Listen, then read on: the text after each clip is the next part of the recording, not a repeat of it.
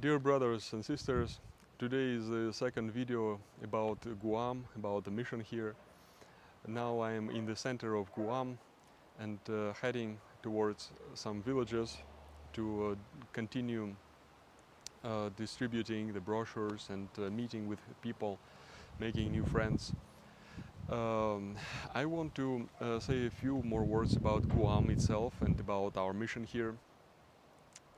Guam itself is um, the biggest of the Mariana Islands, and Mariana Islands are called Mariana because of Mary, Saint Mary.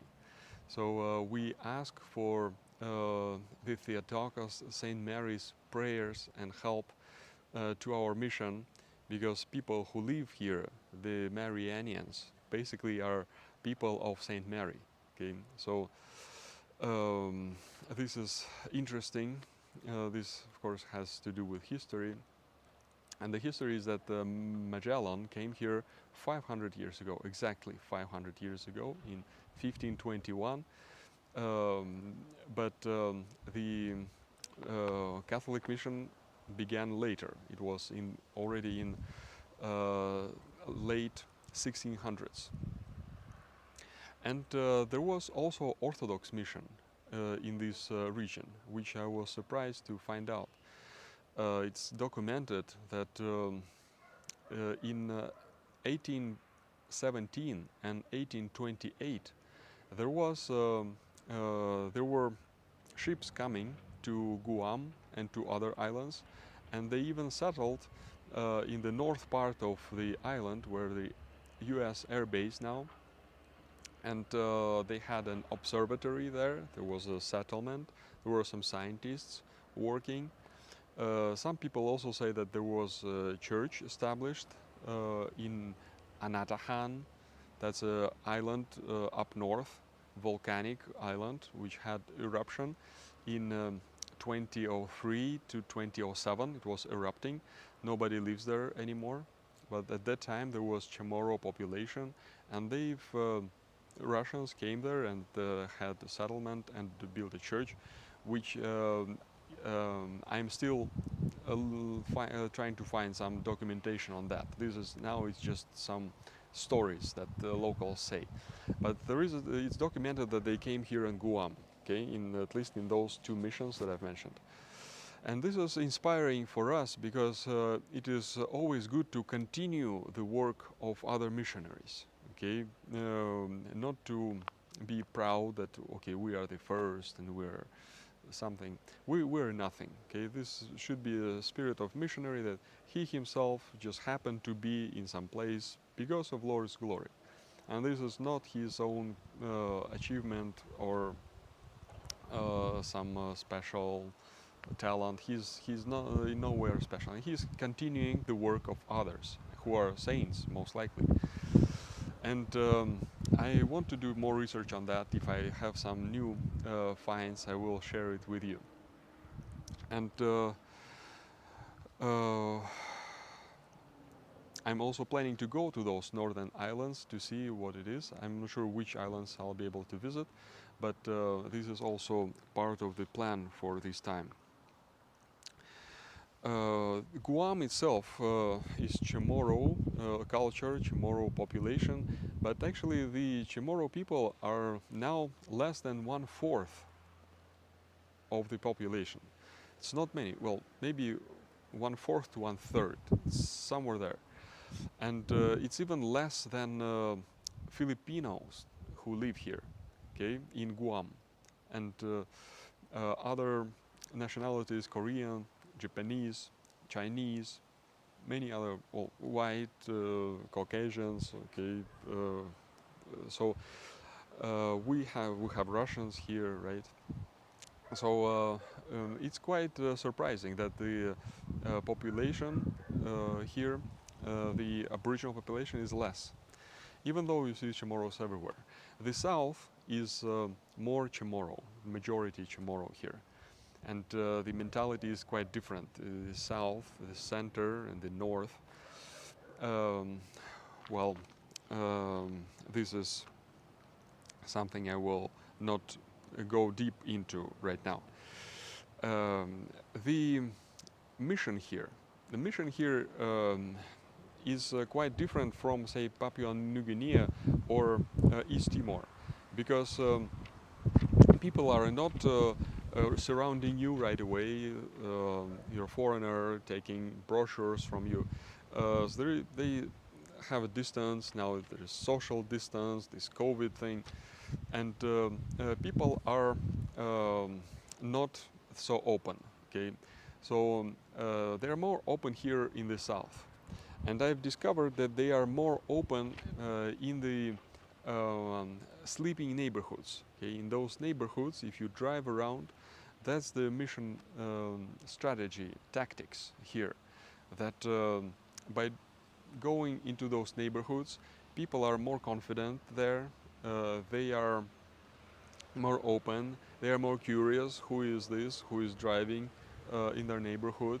Okay, people are few. Okay, but so and they don't rush anywhere. They have plenty of time. Okay, sometimes you also see people working, like construction, who also have a recess, some break. So it's easier to talk to them, or at least to give them a brochure to say hello. People are more responsive. So this is the mission tactics that we can use here in Guam and also in other countries like US, like those developed capitalist countries. I think it's a good mission, way of doing mission. And another tactics which works is once you have a few friends, local friends, ask them to tell to their friends that there is a orthodoxy. Okay, there is a missionary or priest who is now visiting Guam. It's an event. It's something that people don't experience every day. So they will tell this to others. There is like a news spreading around, and other people are willing to know more. And this more traditional way of doing mission can be can be complemented by technology that we have. So I made a video, and this video is an introduction, who I am, what is Orthodox faith, like in just very briefly, and invitation to learn more, to meet, to talk, to subscribe to the channels, you see, to come to our Zoom prayers, okay. So this way is easier for those who tell to their friends. They also send the link, okay, just SMS, WhatsApp, and people see, and then they decide if they want to meet me or they don't. Okay, some people call me, okay, and we meet and we talk and we become friends. So this is a nice way of doing mission. Okay, it's quite effective here. Well, what else? What else that I've noticed? I've noticed that here most people know each other. It's not that big, the island. They know who are you, who are your relatives, if we have common relatives, what you've done, what your grandfather has done. You know, it's quite still quite traditional and quite interconnected, which is also helpful for the mission. Okay, can be helpful unless you do something bad and everybody knows about it. So it's a little bit different mission mentality than, say, in big countries, where I call it railway station mentality. Okay, it's like a railway station where you've got so much people passing by, and you just give to them something, or you do something. It's like a railway station, like a big crowd of people, and it's always changing. But here it's a more family setting, that the people whom I have an opportunity to talk to today, I will meet them again. Okay, it's quite close. Okay, so it's quite different approach that you need to use when you know this. Okay, and also we had a Russian guy I met. He's been here for less than 3 years, and like a lot of people know him. everywhere in the island. Okay, he has friends like everywhere. Okay, and he's been here only for 3 years. He's white. Okay, Russian people can tell who is Russian, who is which country, and he is quite famous. Okay, so if there would be a missionary priest here, like everybody would know him, would become friends with him, or not friends. Okay, but at least they would know who he is and what he's gonna bring. Okay, so this is some particular aspects of the mission here. You need to know, of course, the relationships between Chamorros in the south, Chamorros in the west, Chamorros and the U.S. mainland people, soldiers. They don't really have good relationship with the soldiers who are stationed here. Okay, all these nuances you need to know, and you need to be above it. Of course, you just give Christ, you give gospel, you try to inspire people. A lot of people here, well, it's a Catholic tradition here. Catholicism is considered majority, but or like 95%, but in fact, it's not. Okay, maybe 10 to 15% go to the church, and there are many who are upset about Catholic Church for some reason, who either went to some sect or who are searching for something else, or who are not religious anymore, they don't care. So quite many. And that's why so many sects and cults and all kinds of stuff is here. So these are people who would become Orthodox, and already we have quite a few who are interested in Orthodoxy, and I think there will be many. So this is, you need to feel the pain of these people.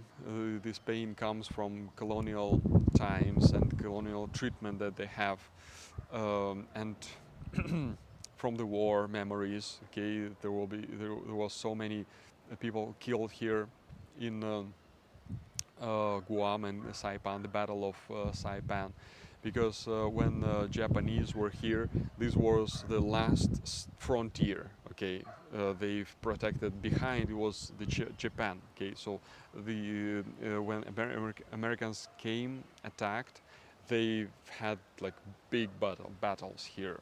A lot of people died on this soil, and many more Chamorros also, not just soldiers, but just the regular people. And almost everything was destroyed on the island, on the islands. So they have these memories.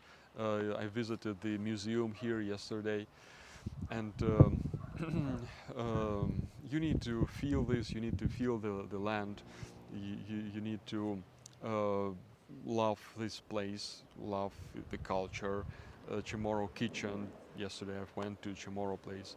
A lot of Chamorro culture was destroyed because of colonial influence, policies, and it is good to help them to restore this history, this culture, the language, and all of this can be done.